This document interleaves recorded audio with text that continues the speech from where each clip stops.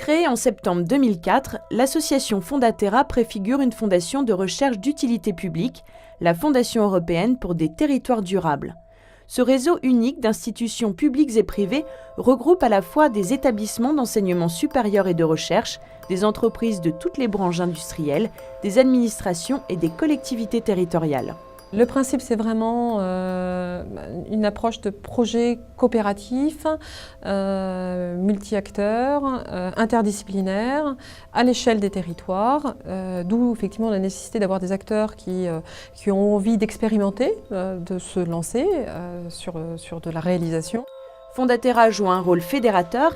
Elle a pour mission de capitaliser, de mailler les compétences pour en tirer toutes les potentialités, d'accompagner les acteurs qui souhaitent passer à l'acte, coordonner des projets innovants qui se veulent exemplaires. Il faut essuyer les plâtres, il n'y a pas forcément un business model, on va dire, effectivement, derrière toutes ces activités, et il est important de défricher.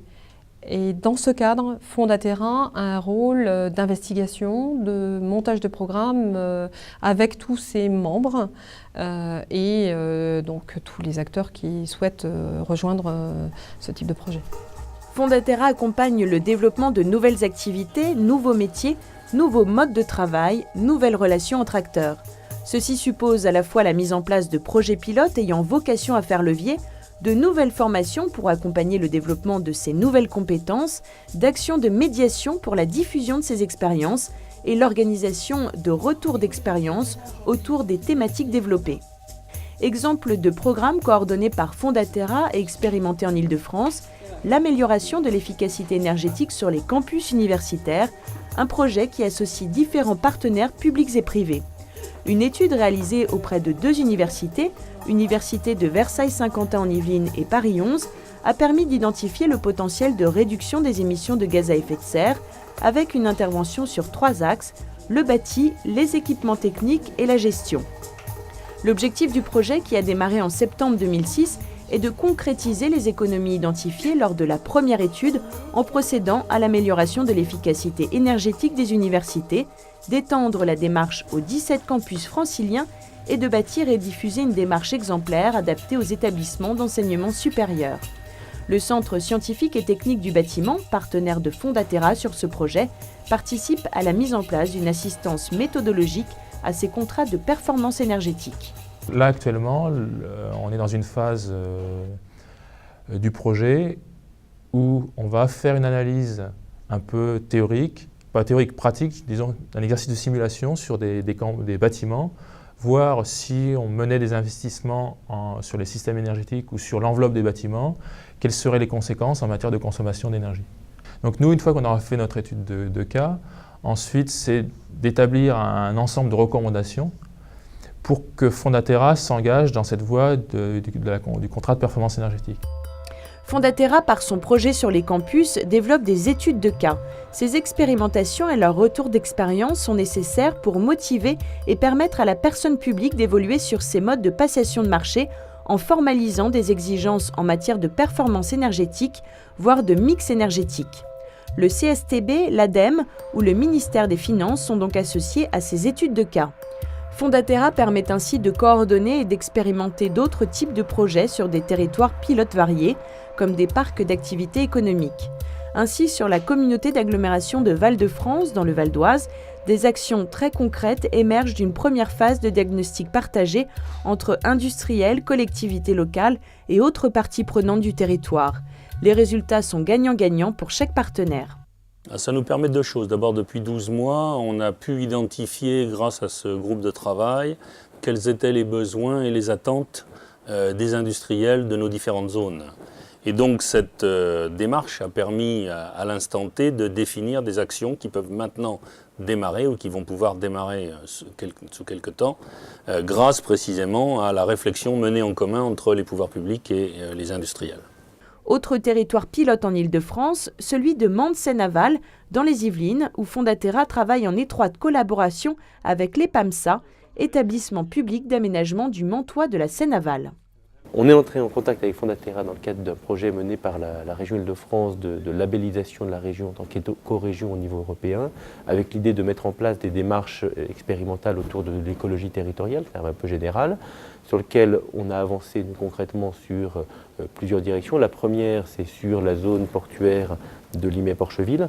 On a identifié un certain nombre de projets concrets. Parmi ces projets qui relèvent des domaines économiques, social et environnemental, on retient la création d'une crèche et d'un restaurant interentreprises pour favoriser le travail des employés du secteur, la mise en place d'une filière locale sur les D3E, déchets d'équipements électriques et électroniques, ou le développement du pôle universitaire technologique du Mantois avec l'accueil de nouvelles formations professionnalisantes. Fondaterra, elle a d'abord une expérience puisque c'est un réseau, elle a donc des projets qui fonctionnent sur d'autres territoires et pourquoi réinventer ce qu'on est déjà connu et qui fonctionne bien à l'extérieur. Et ceci bien entendu tout en l'adaptant aux besoins spécifiques du secteur. Fondaterra permet également de faire aboutir des projets plus ambitieux à long terme, tels que des quartiers soutenables. Dans le cadre de notre activité d'aménageur et de développeur du territoire, on crée de grosses zones d'aménagement, en particulier une zone qui s'appelle Mantes Université, qui est une zone de 150 000 m². Et sur ce secteur-là, la ZAC est en cours de création, juste à côté de la gare de Mantes, assez dense, donc on est tout à fait dans la logique développement durable. On veut essayer d'avoir des approches particulièrement innovantes dans le cahier des charges qu'on transmettra aux promoteurs sur les questions de prise en compte des sujets écologiques. En plus du conseil d'administration, Fondaterra fonctionne avec un conseil scientifique composé d'une quinzaine de membres qui donnent un avis sur chaque projet. Comme Fondaterra est une structure pluraliste, son conseil scientifique est à l'image, je dirais, de Fondaterra même, c'est-à-dire effectivement un conseil qui va rassembler des experts universitaires, des profils du monde associatif et puis aussi des profils plus opérationnels. On n'est pas les acteurs du projet, on n'est pas les porteurs de Fondaterra, mais on apporte un regard extérieur à ces projets en essayant de les construire, de contribuer à les construire de la façon la plus pertinente et d'en tirer des enseignements qui soient intéressant au-delà des projets eux-mêmes. C'est vraiment l'idée qu'on partage ce qu'on fait et sans langue de bois, ce qui marche bien, ce qui ne marche pas bien. Et c'est cette espèce de collaboration en réseau qui fait qu'on se transforme en communauté apprenante. En effet, la médiation des connaissances est l'une des missions primordiales de Fondaterra. Son objectif est d'accompagner la diffusion et le partage des connaissances entre toutes les catégories d'acteurs qui constituent le réseau. On est tous dans une logique de partage d'expériences, de construction de retour d'expérience.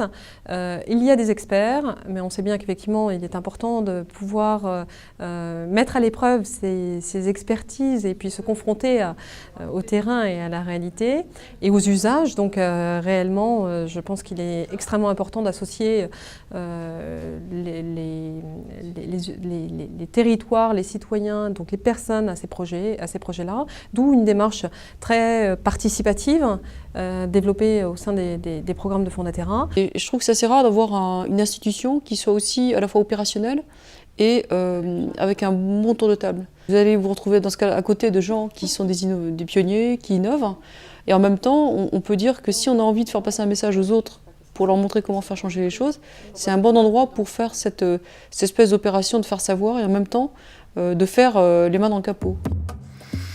Rejoindre Fondaterra, c'est rejoindre un réseau d'experts, une communauté d'acteurs publics et privés pour co-construire les connaissances, les partager et les mettre à l'épreuve autant que possible du terrain.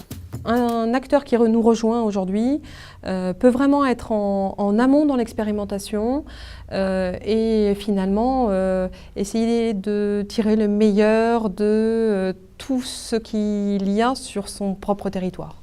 Ça, c'est pour effectivement une collectivité. Pour les acteurs privés, l'opportunité, c'est de développer des nouveaux produits, nouveaux services et d'arriver à diffuser des offres, même sur le plan technologique, sur le plan des produits, qui sont disponibles aujourd'hui, mais qui malheureusement ne sont pas utilisés.